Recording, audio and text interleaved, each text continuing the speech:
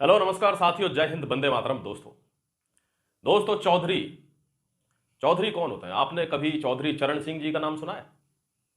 Prime minister of India, prime minister रहे थे। वो ज्यादा दिन नहीं रहे, पर अंदर गुरूर था। उस गुरूर किसका? चौधरी होने का। और उस गुरूर की वजह से उन्होंने कह दिया कि किसान खेतों में मर रहा है, मैं कुर्सी पर नहीं बैठूंगा। वो कभी कुर्सी पर नहीं बैठे, उन्होंने सिर्फ दौरे किए। वो थे चौधरी। आपने कभी चौधरी देवीलाल जी का नाम सुना है? हरियाणा, कोई नेता नहीं था हरियाणा में उस समय, और उनसे कहा गया था कि आप प्रधानमंत्री बनिए। उन्होंने साफ मना कर दिया। चौधरी का मतलब क्या? चौधरी का मतलब है कि अगर मैं बनूंगा तो यह भी मैं बताऊंगा, अगर मैं नहीं बनूंगा तो भी बात मेरी मानी जाएगी। यही होते चौधरी। उन्होंने कहा नहीं, मेरे पे संभाली नहीं जाएगी, मुझे बिल्कुल अनुभव नहीं है कि आप मुझे उप प्रधानमंत्री बनाएं, प्रधानमंत्री किसी और को बनाएं। दोस्तों आजकल कोई भी टुच्चा चौधरी लगा के घूम रहा है। ये बिल्कुल वही लोग हैं, जैसे अभी आपने एक घटना सुन रखी होगी, न्यूज में बड़ी चल रही है। ललितपुर का एसएचओ रेप कर दिया उसने। दिन भर टीवी पे आ रहा है रेप के आरोप में। क्यों? ये जो जा रहे हैं ना पैसे दे दे के, 20 लाख, 25 लाख, 10 लाख, 15 लाख, 5 लाख की तो वो बोल भी गया है कि सेंटर वाले को 5 लाख दिए हैं। ये आईपीएस प्राची मैम का बयान है। क्या उस सेंटर पे उस अकेले ने 5 लाख दिए होंगे? नहीं ना। तो जब इस टाइप के दरोगा भर्ती हो जाएंगे, किसमें? हमारे प्रशासन में, हमारे सिस्टम में, कौन सुरक्षित है भाई? वो दिन भर टीवी पे ही आएंगे कि दरोगा जी 10 रुपए लेते हुए पकड़े गए। ये पुलिस के लिए इज्जत की बात होगी क्या? अगर ऐसे लोगों को यहां रोकने के लिए, कोई एसआईटी जांच की मांग करता है, तो वो कौन है? आपसे पूछ रहा हूं। वो क्या कोई दलाल है, या उसका कोई स्वार्थ छिपा है उसमें? एक बात ध्यान रख लेना दोस्तों, बात फेल पास की इतनी नहीं है। बहुत से लोग पास हैं, जो पास हैं उन्होंने जिन्होंने जिगर से मेहनत की है, उन्होंने धांधलेबाजों में भी जगह बनाई है, कोई दो राय नहीं इस बात में, उनका सम्मान भी है। लेकिन बात फेल पास की नहीं है, बात है इन भ्रष्टाचारियों की, करप्ट लोगों की, कि ये कब तक सिस्टम में घुसते रहेंगे, कब तक ऐसी खबरें आती रहेंगी कि फलाने ने रेप कर दिया, फलाना रिश्वत लेता हुआ पकड़ा गया, जबरदस्ती जो है, गरीब लोग थे, वो एसएचओ थे तो जबरदस्ती उनको जो है थाने में ठूंस दिया। ये खबरें तभी आती। कोई ईमानदार व्यक्ति, आप अपने दिल पे हाथ रख के बोलो, आप ईमानदारी से जा रहे हो कि मैं ऐसा ही बनने जा रहा हूं, माँ बाप मेरे गरीब हैं, पूरी जी जान से दिन रात मेहनत की है, आंखें फोड़ी हैं, क्या तुम किसी गरीब पर अत्याचार करोगे क्या बनने के बाद? ये करते ही वो हैं जो गलत माध्यमों से उसमें एंट्री लेंगे। दोस्तों यही एक तरीका है। और हां, एक चीज सबसे इंपॉर्टेंट बता दूं, जो कम्युनिटी पोस्ट पे मैंने डाला था ना, तो इस चौधरी को, ये जो लोकल चौधरी है, ये जानता ही नहीं होगा चौधरी क्या होते हैं। इसने चौधरी साहब लगा रखा। मैंने कहा तू चाटुकार है भाई, तू चाटुकार है तू अपना चेहरा नहीं लगा सकता तो और हैसियत है ही क्या? इसलिए इसको मैंने चाटुकार साहब बोला, और ये उसकी खुश नसीबी थी कि मैं इस भर्ती में नहीं हूं, वरना मैं अब बोलूं क्या, दिखाता ही मैं।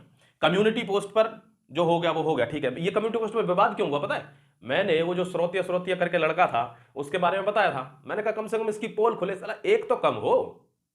मैंने उसकी, तो उसके प्यार करने वाले 1000 आ गए, उसको प्यार करने वाले 1000 आ गए। क्यों? क्योंकि मेरे पास उसकी एक ही फोटो थी शादी की।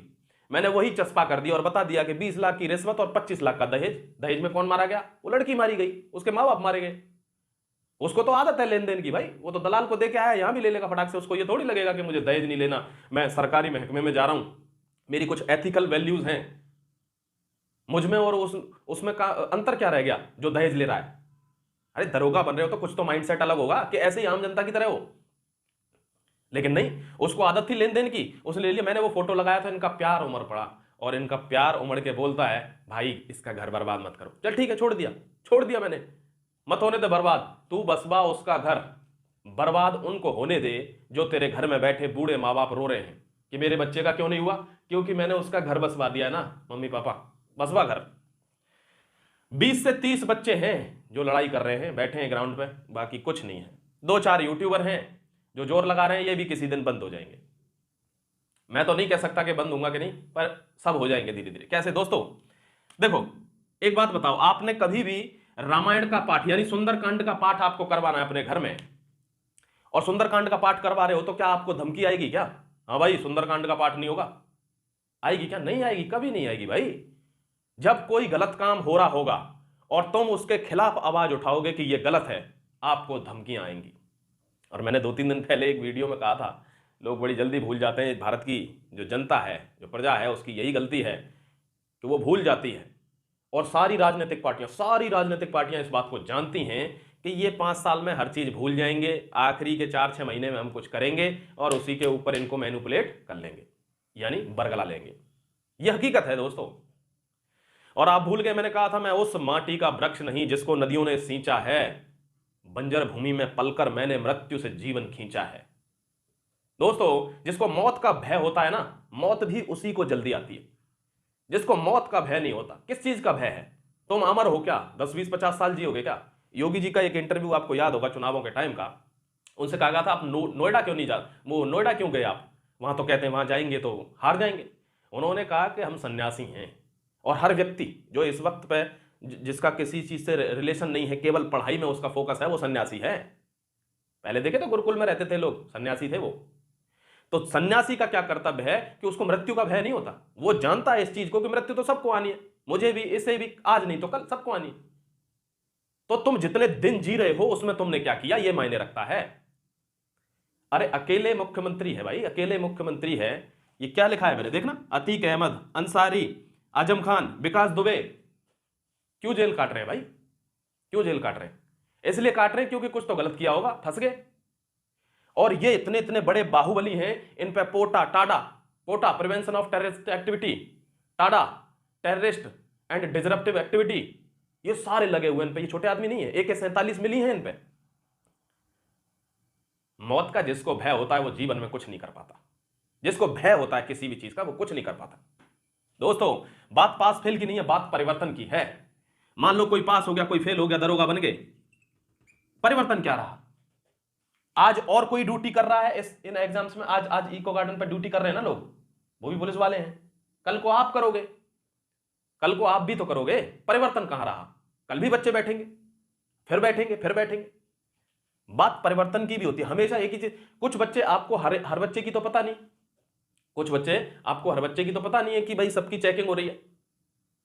दोस्तों, इनकी चेकिंग इसलिए हुई है, ये बिल्कुल हाईलाइटेड हो गई, बिल्कुल हाईलाइटेड, इनका मजबूरी हो गया। अब पुलिस प्रशासन उनको चेक कर रहा है, लेकिन क्या पता कितने बच्चे निकल जाएंगे थोड़ा सा कॉन्फिडेंस लेके, धांधली करके। आप रोक सकते हैं तो रोक लें, नहीं रोक सकते तो चल रही है दुनिया, किस पे रोकी है भाई? क्योंकि ये भारत का ही दुर्भाग्य है। कहते हैं उम्र दे रखी है, उम्र भारतीय संविधान की बोल रहा हूं, ये भारत का दुर्भाग्य है कि भारत के संविधान में उम्र दे रखी है कि 25 वर्ष की उम्र में व्यक्ति चाहे तो MP बन सकता है और प्रधानमंत्री भी बन सकता है। बताना 25 की उम्र में कौन सा प्रधानमंत्री बन गया? क्यों नहीं बना? क्योंकि 25 साल के आदमी की बात को यहां पर जायज ठहराया ही नहीं जाता। हमको बुढ़ा चाहिए, 65 साल का बुढ़ा हो जाएगा, then he will be eligible to become a prime minister of the nation. Why? The thorough mindset has been settled down. बिल्कुल दिमाग बन चुका है कि इसी एज पे जाके आपको पता चलेगी। अगर कोई नया व्यक्ति आएगा, अभी मान लो आपने 30 साल का कोई प्रधानमंत्री बन गया, आपने बनाओ ना उसको। क्यों? सोशल रिफॉर्म आए, इकोनॉमिक रिफॉर्म्स आए, हर तरीके के रिफॉर्म्स आए, पॉलिटिकल रिफॉर्म्स क्यों नहीं आते? पॉलिटिकल रिफॉर्म्स क्यों नहीं आते? पॉलिटिक्स में कोई भी जा रहा है, कोई भी। और जब आप 30 साल का कोई प्रधानमंत्री का कैंडिडेट आप बनाइए, उसको 30 साल का बनाइए, वो समझेगा कि 28, 30, 22, 25 के बच्चों का, और वो आप दुहाई तो सब देते हैं कि भारत में यूथ है, असल में यूथ है, 60% से ऊपर युवा है, 20 से 35 साल के बीच का। लेकिन उसका होता क्या? उसको चला रहे हैं अपने दिमाग से 70, 75, 80 साल के लोग। ऐसे कैसे होगा भाई? आप 30 साल का बंदा कोई नॉमिनेट कीजिए, उसको प्रधानमंत्री बनाइए, वो समझ पाएगा असल में कि कैसे 22, 25, 28 और 30 इस एज ग्रुप का बंदा कितने प्रेशर में रहता है नौकरी के लिए, उसको कैसे जॉब मुहैया कराई जाए, वो समझ पाएगा, वो आइडियाज लगा पाएगा। लेकिन यहां पर कहते हैं अनुभव की तूती बोलती है, और अनुभव भी जैसे आप हैं, आप मान लो बचपन में इतनी सारी परेशानियां झेलनी कि आपकी उम्र भले ही 30 साल है, लेकिन आपको अनुभव 60 साल का हो गया, इतनी सारी चीजें देख ली, इतने लोगों से मिल लिए। लेकिन नहीं, जब तक आपके बाल सफेद नहीं हो जाएंगे, जब तक आप एक उम्र दराज दिखने नहीं लग जाएंगे, तब तक आप अनुभवी नहीं है। ये एक पराकाष्ठा बन चुकी है अनुभव की। दोस्तों, अपने हक की आवाज, गांधी जी से बड़ा तो कोई लीडर नहीं हुआ। गांधी जी ने यही कहा था, right politics is the right action. उनसे उन्होंने, देखो कितनी बड़ी बात है, उन्होंने आज तक जीवन में कभी हथियार नहीं उठाया, उन्होंने कभी जीवन में किसी को गाली नहीं दी, किसी से ऊंचे स्वर में बात नहीं की, और वो व्यक्ति सबसे बड़ा विजेता बन गया, सबसे बड़ा लीडर है वर्ल्ड का। इतनी पावर होती है शांति में, लेकिन उसके लिए कारवां होना चाहिए। सब एक दूसरे के कंधे पे बंदूक रख के चलाएंगे तो कैसे काम चलेगा। अपना ख्याल रखो, खुश रहो। मैं तो मानसिकता देखते यही कहता हूं कि आपके जीवन में जरा सी भी दिक्कत ना आए, बड़े बढ़िया आराम से एसी के मखमल के गद्दों पे सो। जय Hind, Vande Mataram, God bless you all.